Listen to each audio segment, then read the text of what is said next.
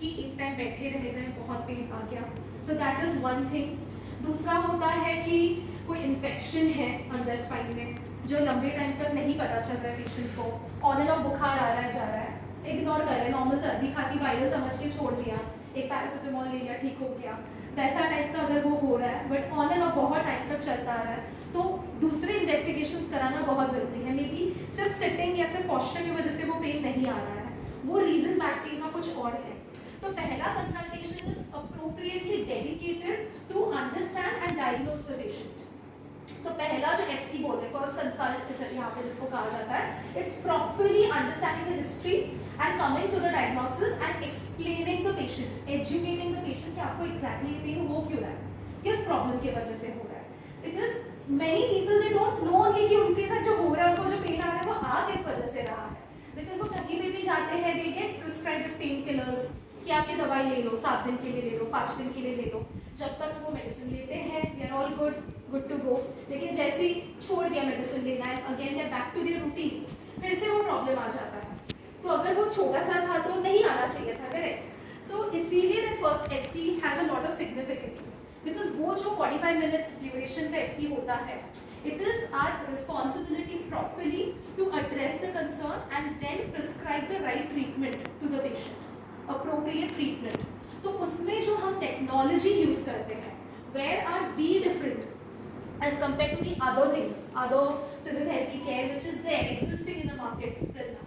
Okay, so appropriateness in the diagnosis, that is very very important, and addressing the pain right from the root cause. कि दवा जो होती है, it's a chemical, see painkillers have their own set of side effects, right. You can not keep taking painkillers महीनों तक, सालों तक, it is like a drug you can to get completely dependent on it, which is not good because it has got a lot of side effects. तो अभी जो इंसान पूरे सालों से मेरा पेशेंट्स को कम हुआ है taking high dose of pain killer, very heavy doses of pain killer since years, फिर भी उनका जब तक दर्द है ही नहीं जा रहा है पूरी तरह से, सो इन सच केसेस उनको प्रॉपरली नॉन मेडिसिन वाइज बिना मेडिसिन के ट्रीट करना is the biggest challenge. I will tell you, addressing that concern is very very important. So there the technology comes into play, of course. And one more thing that we have, that QI-Spine का app है, it is completely research app based. So जब patient आता है पहले consult के लिए, we fill up all the data in the app which is there. Right from the history till the assessment, जो भी हम क्लिनिकली भी चेक करते हैं पेशेंट का, हम रेंजेस चेक करते हैं, हम फ्लेक्सिबिलिटी, हम स्ट्रेंथ चेक करते हैं, सेंसेशंस चेक करते हैं, जो भी पूरा करते हैं, everything we have to fill up in the app day one जब पेशेंट आ रहा है। उसके बाद the app also prescribes us the programme, like definitely we have to use our brain also, but the good part is we have technology to assist us in a better way so that we do not miss out on certain things, because after all we are humans, we can make some human errors. So वो चीज़ को avoid करने के लिए the app plays a key role here, which is also a USP I will say, कि properly हमें एक programme मिलता है कि ये पेशेंट को रिकवर होने के लिए कितना टाइम लगेगा. So the app tells us properly that.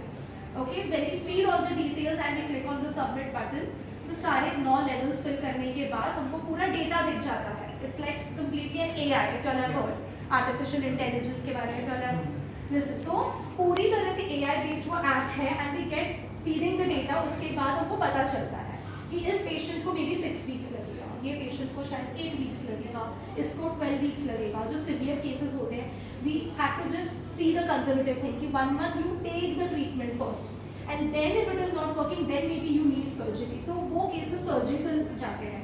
Those are like the severe cases. So that is how we bifurcate the cases so that the patient gets a proper care.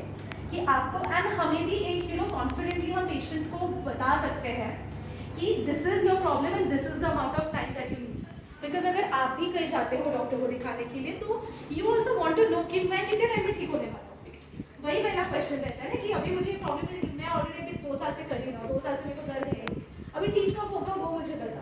So time frame एक बहुत important parameter है. That way कि time frame जानना है, हमें बताओ मैं कब ठीक होने वाला हूँ, मैं ट्रीटमेंट करा लूँगा, but tell me the time. So the time frame app से हमको बहुत ईजिली समझ में आ जाता है वो फीड करने के बाद. Next thing that we use over here is a proper, definitely which is very very important in any company, is a good team. पास, साथ में लोग अच्छे रहेंगे, टीम अच्छा रहेगा. So we are really very fortunate and blessed that way that we have very good team of senior doctors as well, escalating doctors as we say. So from this, start to the end, there is the entire team who will help us with the cases, because there are certain cases जहाँ पे हम अटक सकते हैं, because day one अगर हमने patient को assurance दिया है that you are going to get recovered in so and so time, but you are taking the session and you feel that the patient is not really recovering up to the mark, जैसे हमने expectation डाला है patient के मन में, तो we need to address that concern, because it's not just कि patient का इतना weeks हो गया, complete हो गया, आप चले जाओगे, बस हो गया. That is not how we function. We ensure that patient का treatment proper होना चाहिए, and जो हमने expectation day one patient को बताया है, we are meeting that expectation. We have to fulfill that expectation, which is the key area. हमारा पूरा जो treatment होता है, that is based on this particular thing. It's completely patient oriented. So that is where the team makes a huge impact. क्योंकि as a doctor, if I am missing out on certain things, then there is a senior doctor who is coming into picture and then will assess the case again, okay, and then will understand कि अभी maybe this thing should have been done, ये नहीं हुआ है, so they try to fill in the blank, कहाँ कुछ छूट गया है, तो वैसे करके process थोड़ा और systematic हो जाता है patient के लिए, of course, कि ultimate aim ये है कि patient अच्छा हो जाना चाहिए, correct? तो take all efforts जो उस चीज़ के लिए directed हो. So the team is one thing, and also